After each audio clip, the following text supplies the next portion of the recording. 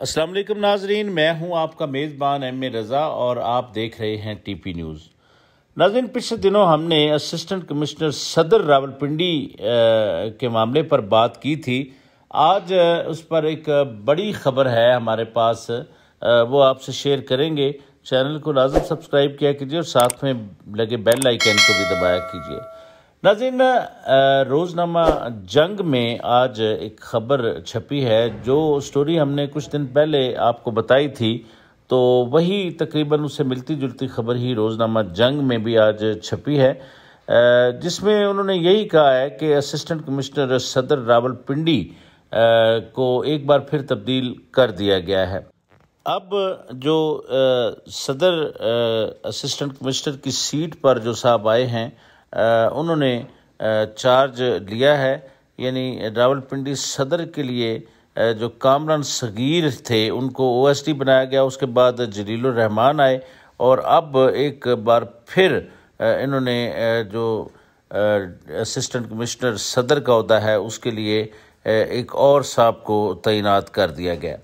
تفصیلات ناظرین کچھ اس طرح ہیں کہ جو جلیل الرحمان صاحب ہیں، انہوں نے عدالت سے ایک حکم لیا تھا، کیونکہ ان کو ہٹایا گیا اس عہدے سے تو ان کو تلا گنگ بھیجا گیا،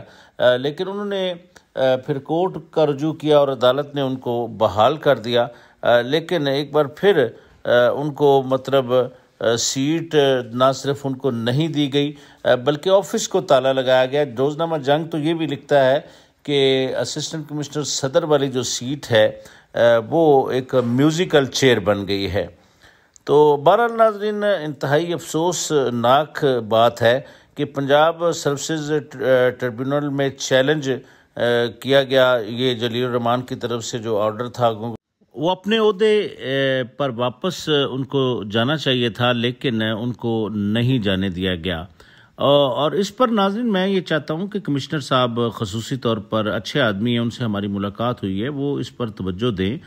ڈپٹی کمشنر صاحب کو بھی چاہیے کہ وہ اس پر غور کریں کہ ایک افسر جو اس سیٹ کا حقدار ہے، ڈیزرو کرتا ہے، اس کو ہٹا دیا گیا۔ اور یہ جو اے ڈی سی آر صاحب ہیں، ان کے بڑے بڑے کارنامے اسلام آباد میں بھی ہم نے کور بھی کیے تھے کچھ، لیکن یہ میں ان سے مل کر یقین کریں بڑا ڈس اپوائنٹنگ رویہ ہے ان کا۔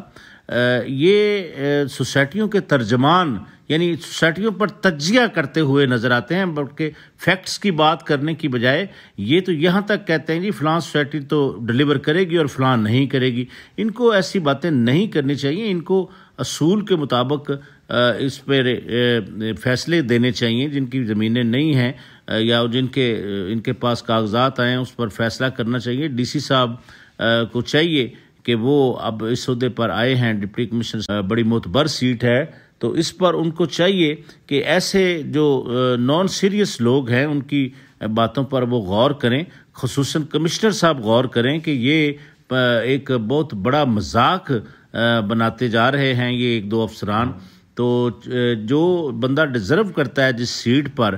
تو میں نے آپ کو بتایا کہ اس بندے کو انہوں نے ایک نجی ٹی وی چینل نے تو یہاں تک کہا تھا کہ حبس اور بڑا برا سلوک اس کے ساتھ کیا، اور اس کو پھر پولیس ڈپارٹمنٹ نے آ کر رہا کیا، یہ اس نجی ٹی وی چینل والوں کا کہنا تھا۔ لیکن انتہائی افسوسناک عمل ہے کہ ایک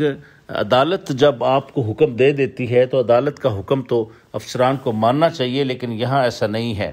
یہ جو عبداللہ محمود